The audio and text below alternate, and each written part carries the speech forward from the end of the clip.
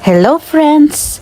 For today's video, magluluto tayo ng isa sa masarap, masustansya at kayang-kaya ng ating bulsa. Gagamit lang tayo dito ng sayote, giniling na baka, bawang, sibuyas at kamatis. Ayan guys, mag-umpisa na tayong magluto. Gagamit lang tayo dito ng konting olive oil. Uunahin nating igisa ang bawang, isusunod na natin ang sibuyas. Hayaan natin itong maluto at pagkatapos pwede na nating ilagay ang kamatis.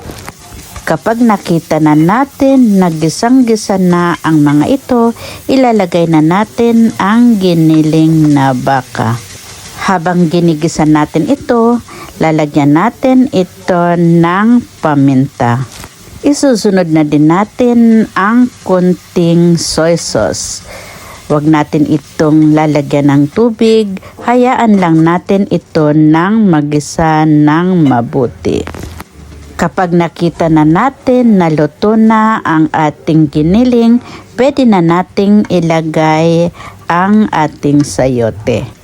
Pahaba ang hiwa ko sa ating sayote para mabilis itong maluto. Ngayong gisang-gisa na, lalagyan natin ito ng konting tubig. Habang hinihintay natin na maluto ang ating gulay, magsasalang din ako sa air fryer ng chicken fillet. Ngayon guys, babalikan natin uli ang ating gulay at titingnan natin kung ano nang nangyari. O ayan na guys, malapit na siyang maluto. Siyempre titikman natin kung okay na ang lasa nito. Ayan guys, dahil ready na, isuserve natin ito habang mainit pa para masarap.